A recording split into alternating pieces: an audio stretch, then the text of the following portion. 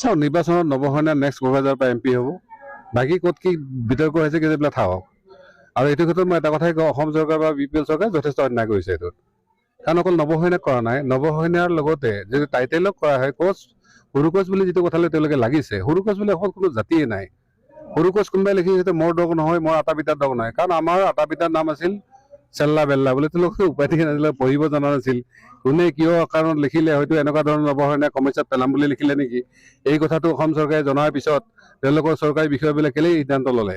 অকল ইয়াত নহয়, কমচে কম 5 লাখ কৰ্মচাৰী আৰু আমাৰ বহু এনেকুৱা MLA যিবিলাক হয়তো তেওঁলোকে এতিয়া স্বৰ্গত বসবাস, তেওঁলোকে আহি কিন্তু জেল খাব লাগিব।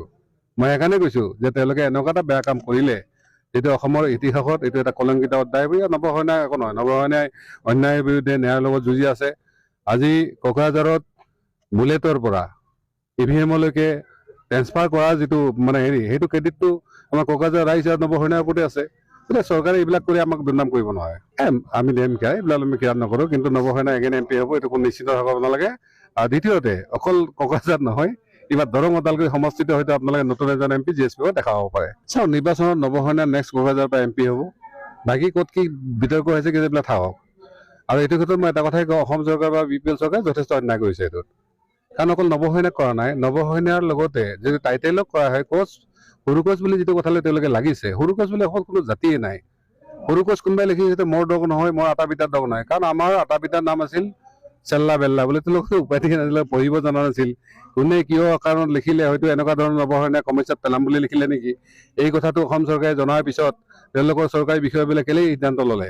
অকল ইয়াত নহয়, কমচে কম 5 লাখ কৰ্মচাৰী আৰু আমাৰ বহু এনেকুৱা MLA যিবিলাক হয়তো তেওঁলোকে এতিয়া স্বৰ্গত বসবাস, তেওঁলোকে আহি কিন্তু জেল খাব লাগিব।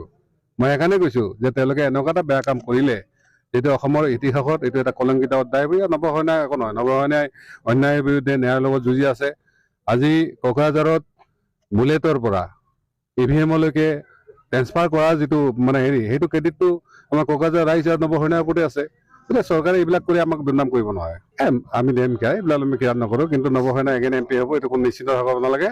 আৰু দ্বিতীয়তে অকল কোকৰাঝাৰত নহয়, এইবাৰ দৰং ওদালগুৰি সমষ্টিতে হয়তো আপোনালোকে নতুন এজন MP GSP দেখা হ'ব পাৰে। চাওক নিৰ্বাচনত নৱসেনা নেক্সট কোকৰাঝাৰৰ পৰা MP হ'ব। বাকী ক'ত কি বিতৰ্ক হৈছে সেইবিলাক থাকক। আৰু এইটো ক্ষেত্ৰত মই এটা কথাই কওঁ, অসম চৰকাৰ বা BPL চৰকাৰে যথেষ্ট অন্যায় কৰিছে এইটোত। কাৰণ অকল নৱসেনাক কৰা নাই, নৱসেনাৰ লগতে যদি টাইটেলক কৰা হয় কোচ সৰু কোচ বুলি যিটো কথালৈ তেওঁলোকে লাগিছে, সৰু কোচ বুলি অকল কোনো জাতিয়ে নাই। সৰু কোচ কোনোবাই লিখিছে মোৰ দগ নহয়, মোৰ আটা পিতাৰ দগ নহয়। কাৰণ আমাৰ আটা পিতাৰ নাম আছিল চেল্লা বেল্লা বুলি, তেওঁলোকে উপাধি নাছিলে, পঢ়িব জনা নাছিল। কোনে কিয় কাৰণত লিখিলে, হয়তো এনেকুৱা ধৰণৰ নৱসেনা সমস্যাত পেলাম বুলি লিখিলে নেকি। এই কথাটো অসম চৰকাৰে জনাৰ পিছত তেওঁলোকৰ চৰকাৰী বিষয়বিলাক কেলেই সিদ্ধান্ত ল'লে। অকল ইয়াত নহয়, কমচে কম 5 লাখ কৰ্মচাৰী আৰু আমাৰ বহু এনেকুৱা MLA যিবিলাক হয়তো তেওঁলোকে এতিয়া স্বৰ্গত বসবাস, তেওঁলোকে আহি কিন্তু জেল খাব লাগিব। মই সেইকাৰণে কৈছো যে তেওঁলোকে এনেকুৱা এটা বেয়া কাম কৰিলে যিটো অসমৰ ইতিহাসত এইটো এটা কলংকিত অধ্যায়। নৱসেনা একো নহয়, নৱসেনাই অন্যায়ৰ বিৰুদ্ধে ন্যায়ৰ লগত যুঁজি আছে। আজি কোকৰাঝাৰত বুলেটৰ পৰা EVM-লৈকে ট্ৰেন্সফাৰ কৰা যিটো সেইটো ক্ৰেডিটটো আমাৰ কোকৰাঝাৰ ৰাইজ আৰু নৱসেনাৰ ওপৰতে আছে। এতিয়া চৰকাৰে এইবিলাক কৰি আমাক দুৰ্নাম কৰিব নোৱাৰে।